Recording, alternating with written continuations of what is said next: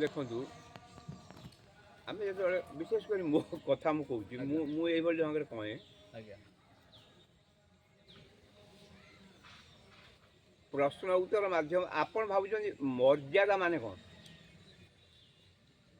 ଆଗେ ଗୋଟେ ଶିଷ୍ଟାଚାର ଲୋକ ମାନେ ଗୋଟେ ସୀମା ଅଛି, ଆୟତ ଭିତରେ ସେ ଗୋଟେ ଶିଷ୍ଟାଚାର ତାକୁ ଭିତରେ ଆଉ ଚଳନ୍ତି ଆଉ। ଅତିକ୍ରମ କରିବା କଥା ନୁହେଁ।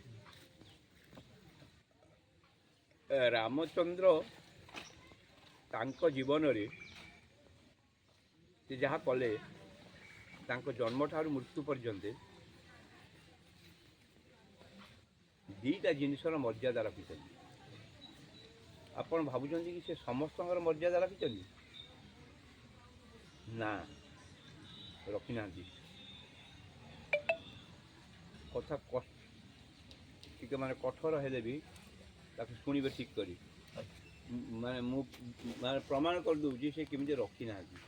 ସମସ୍ତଙ୍କର ମର୍ଯ୍ୟାଦା ରଖିନାହାନ୍ତି, ରଖିଛନ୍ତି, କିନ୍ତୁ କାହାର ରଖିଛନ୍ତି ନା ଯୋଡ଼ାଏ ଜିନିଷର ମର୍ଯ୍ୟାଦା ରଖିଛନ୍ତି।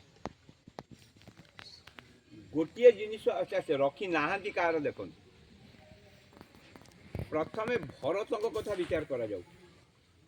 ଭରତ ତାଙ୍କ ଭାଇ। ରାମଚନ୍ଦ୍ର ଭରତଙ୍କୁ ଭଲ ଭାବରେ ବୁଝିଥିଲେ। ଆପଣଙ୍କର କ'ଣ ଧାରଣା? ଭରତଙ୍କୁ ରାମଚନ୍ଦ୍ର ଭଲ ଭାବରେ ବୁଝିଥିଲେ କି? ବୁଝିନଥିଲେ। ଦୁଇଟା ପ୍ରମାଣ ଦେଉଛି। ଯେତେବେଳେ ବଣକୁ ଯିବାର ସ୍ଥିର ହେଲା ଏକୁଟିଆ ରାମଚନ୍ଦ୍ରଙ୍କର, ପଛରେ ସିନା ସୀତା ଲକ୍ଷ୍ମଣ ତାଙ୍କ ସାଙ୍ଗରେ ଯୁଟିଲେ, କିନ୍ତୁ ପ୍ରଥମ କ'ଣ ହେଇଥିଲା? ଏକାଟିଆ ଯିବେ।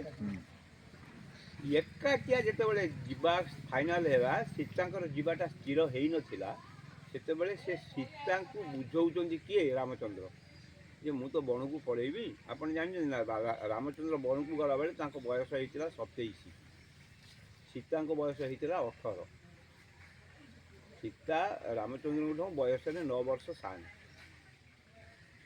ସୀତାଙ୍କୁ ବୁଝେଇଲା ବେଳେ ରାମଚନ୍ଦ୍ର କହିଲେ ଦେଖ, ତୁମେ ତ ଏମିତି ମାନେ ମାଆଙ୍କ ସେବା କରିବ, ମାଆଙ୍କୁ ଟିକେ ଦେଖିବ, କାରଣ ମୋ ମାଆ ତାଙ୍କ ସ୍ୱାମୀଙ୍କଠୁ ସୁଖ ତାଙ୍କ ଜୀବନରେ ପାଇନାହାନ୍ତି ବେଶୀ, ଆଉ ମୋଠୁ ଆଶା କରିଥିଲେ ମୁଁ ତ ବଣକୁ ପଳାଉଛି, ତେଣୁ ତୁମେ ରହିଲ, ତୁମେ ଟିକେ ତାଙ୍କ ଦେଖା ଚାହାଁ ଭଲ ଭାବରେ କରିବ। ଆଉ ଭରତ ତ ରଜା ହେବ, ଦେଖି ଚାହିଁ ଚଳିବ ଭରତ ପାଖରେ। ଗୋଟେ କଥା ମନେ ରଖିଥିବ, ରାମଚନ୍ଦ୍ର ସୀତାକୁ କହୁଛନ୍ତି ଯେ ଭରତ ଆଗରେ ମୋ ପ୍ରଶଂସା କରିବ ନାହିଁ। ଜାଣିଛ କି? ଶୁଣିଥିଲ? ଭରତ ଆଗରେ ମୋ ପ୍ରଶଂସା କରିବ। ନ ସହନ୍ତେ ରୁଦ୍ଧି ଯୁକ୍ତ ହିଁ ପୁରୁଷ ନ ସହନ୍ତେ ପରସ୍ତବ। ଯେଉଁମାନେ କ୍ଷମତାଶାଳୀ ଲୋକ, ଯେଉଁମାନେ ପାୱାରରେ ଥାଆନ୍ତି, ସେମାନେ ଜଣେ ନାରୀ ମୁହଁରେ ଆଉ ଜଣେ ପୁରୁଷର ପ୍ରଶଂସା ବରଦାସ୍ତ କରିପାରନ୍ତି ନାହିଁ।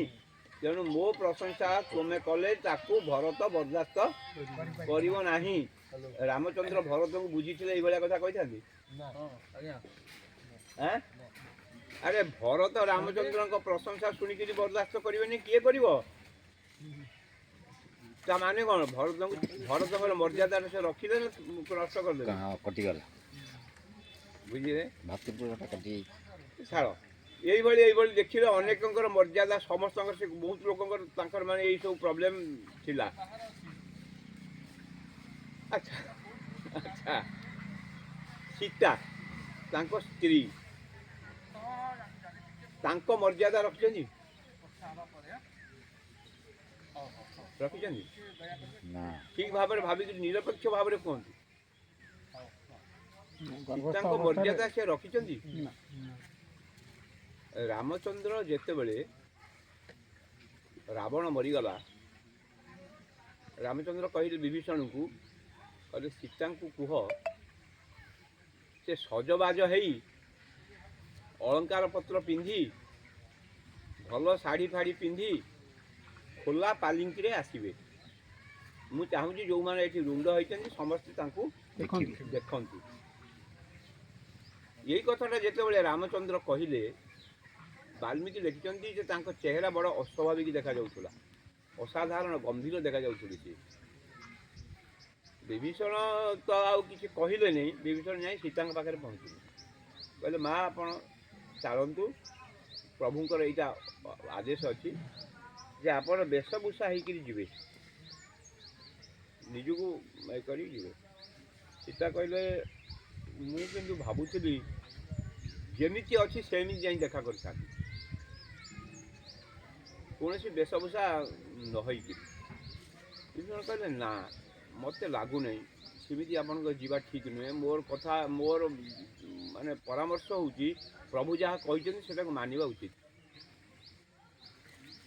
ଆସିଲେ ସୀତା, ପାଲିଙ୍କିରେ ଆସିଲେ।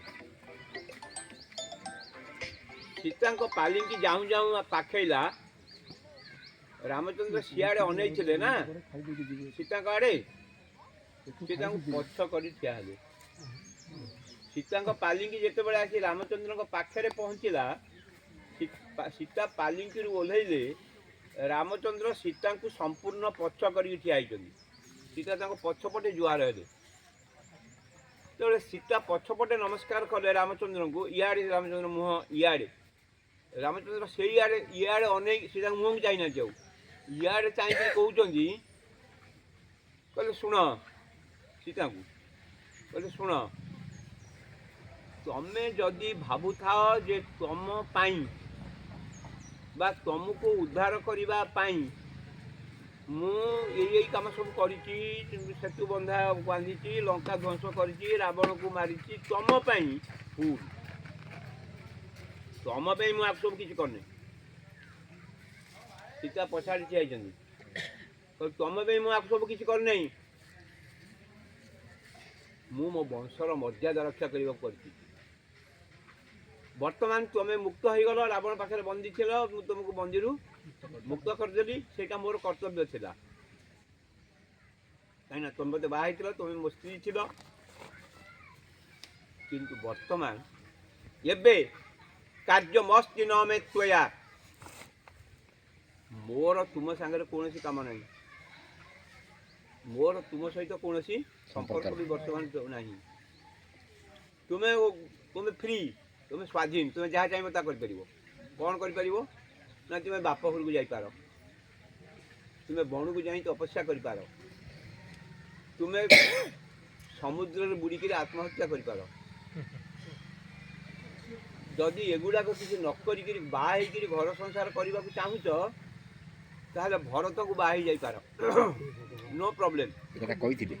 ଆଉ ମୁଁ କହୁଛି ମନକୁ କହିବାକୁ, ରାମାୟଣ ବହୁତ ଲେଖିଛନ୍ତି, କୋଉ କବି କୋଉ ଲାଇନରେ ଲେଖିଛନ୍ତି। ତାହେଲେ ଏଇଟା ବାଲ୍ମୀକି ଲେଖିଛନ୍ତି ସଂସ୍କୃତ ରାମାୟଣରେ, ଯେ ଅରିଜିନାଲ ରାମାୟଣ ଯାହାଠୁ ବାହାରିଛି ସେଇ ଲେଖିଛନ୍ତି ୟାକୁ।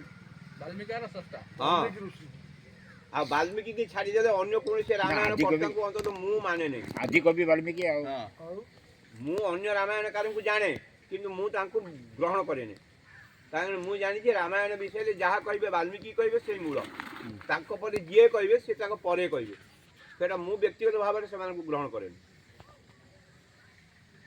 ତମେ ଯଦି ବାହା ନ ହେଇକିରି ଘର ସଂସାର କରିବ, ଭରତଙ୍କୁ ବାହା ହୁଅ।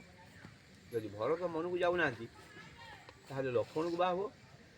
ଯଦି ଲକ୍ଷ୍ମଣ ବି ମନକୁ ଯାଉନାହାନ୍ତି, ଶତ୍ରୁଘ୍ନକୁ ବାହା ହୁଅ। ଯଦି ଶତ୍ରୁଘ୍ନ ବି ମନକୁ ଯାଉନାହାନ୍ତି, ସୁଗ୍ରୀବ ବାନରେନ୍ଦ୍ର ବା ରାକ୍ଷସେନ୍ଦ୍ର ବିଭୀଷଣ, ସୁଗ୍ରୀବଙ୍କୁ ବାହା ହେଇପାର, ନହେଲେ ରାକ୍ଷସେନ୍ଦ୍ର ବିଭୀଷଣ।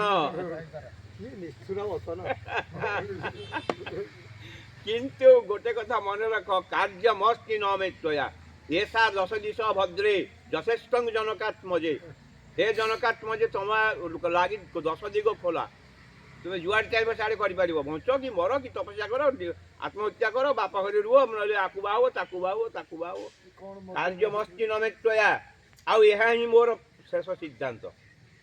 ସୀତା ଗୋଟେ ସିଙ୍ଗିଲ ଶବ୍ଦ କହିନାହାନ୍ତି ତାଙ୍କ ସଫେଇରେ, କହିଲେ ଏହା ହିଁ ମୋର ଶେଷ ସିଦ୍ଧାନ୍ତ।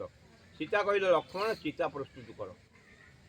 ସୀତା ବୁଝିଲେ ଯେ ତାଙ୍କ ତରଫରୁ ସଫେଇ ଦେବା ନିରର୍ଥକ, କାରଣ ରାମଚନ୍ଦ୍ର ସେତେବେଳେ ଅସାଧାରଣ ପରିସ୍ଥିତିରେ ଥିଲେ। ଅନ୍ୟମାନେ ଅନେଇଛନ୍ତି ମୁହଁକୁ, ଲକ୍ଷ୍ମଣ, ହନୁମାନ, ବିଭୀଷଣ ଇଏ ବକ ବକ କରି ଅନେଇଛନ୍ତି। ଏଭଳିଆ ଚେହେରା ତାଙ୍କର କେବେ ଆଗରୁ ଦେଖିନଥିଲେ, ବୁଝିଲେ। ତାଙ୍କ ମର୍ଯ୍ୟାଦା ରହିଲା। ନା ସମସ୍ତଙ୍କ ହଁ ସମସ୍ତଙ୍କ ସମ ସୁସାଇଡ୍ କେତେ କରିବାଟା ବାଧ୍ୟ ଆମ ଦଳରେ ହେଲେ ସୁସାଇଡ୍ କରିବାଟା ବାଧ୍ୟ କମ୍ପଲସରି ଜଣେ ସୁସାଇଡ୍ ସ୍ତ୍ରୀ ଲୋକ ସୁସାଇଡ୍ କରିବ ଆଜିକାଲି କଲେନି?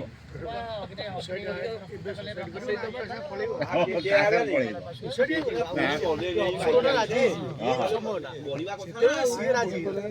ଜଣା କଥା